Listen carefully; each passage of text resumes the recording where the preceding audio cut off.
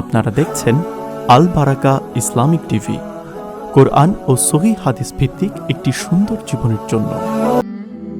আনাস রাদিয়াল্লাহু আনহু হতে একটি বর্ণিত হাদিস, রাসূল সাল্লাল্লাহু আলাইহি সাল্লাম বলেছেন, তোমাদের প্রত্যেকে যেন স্বীয় প্রতিপালকের কাছে তার সকল প্রয়োজনের ব্যাপারে প্রার্থনা করে, এমনকি যদি তার জুতার ফিতাও ছিঁড়ে যায় সে সময়েও যেন তার প্রতিপালকের কাছে চায়। সম্মানিত উপস্থিত দিনী ভাইয়েরা, আজকে আমি এমন একজন সাহাবী যিনি ছিলেন জান্নাতের যে 10 জন সুসংবাদ প্রাপ্ত সাহাবী, আশরায়ে মুবাশশারা, তাদের মধ্যে একজন নাম হচ্ছে আব্দুর রহমান বিন আউফ রাদিয়াল্লাহু আনহু।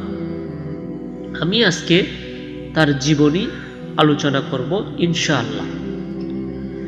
আবু বকর সিদ্দিক রাদিয়াল্লাহু আনহু এর দাওয়াতে যারা মুসলমান হয়েছেন তিনি তাদের অন্যতম।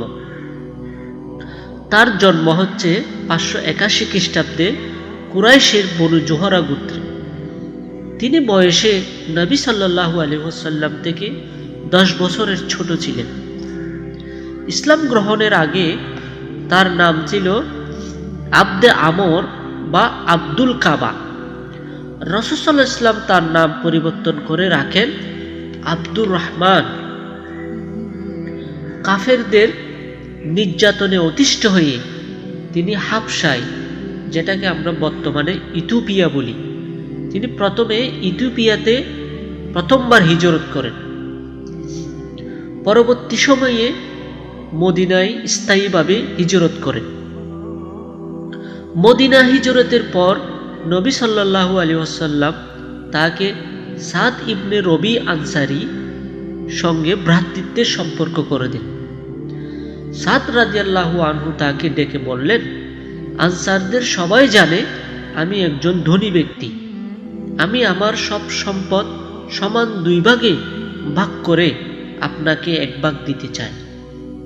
আর আমার 2 জন স্ত্রী আছে, যাকে আপনার পছন্দ হয় আমি তাকে তালাক দেব, তারপর আপনি তাকে বিবাহ করে নেবেন। কিন্তু আব্দুর রহমান আউফ রাদিয়াল্লাহু আনহু বললেন, আল্লাহ আপনার পরিবার ও সম্পদে বরকত দান করুন। ভাই, আমার এইসব কোনো কিছুর প্রয়োজন নেই, আমাকে শুধু মদিনার বাজারটি দেখিয়ে দিন। সাদ ইবনে রবির এই অতুলনীয় ভ্রাতৃত্ব, উদারতা মানব জাতির ইতিহাসে আজকে বিরল দৃষ্টান্ত হয়ে রয়েছে। অন্যদিকে আব্দুর রহমান বিন আউফের আত্মনির্ভরতা ও নিজ থেকে কিছু করার দৃঢ় মন মানসিকতার বিষয়টিও আমাদের জন্য অনুসরণীয়। আল্লাহ সুবহানাহু ওয়া তাআলা আমাদেরকে এই হাদিসটি আমল করার তৌফিক দান করুন। আমরা সবাই বলি আমিন। ওয়া আখির দাওয়ানা আনিল হামদুলিল্লাহি রাব্বিল আলামিন। আসসালামু আলাইকুম ওয়া রাহমাতুল্লাহি ওয়া বারাকাতুহু।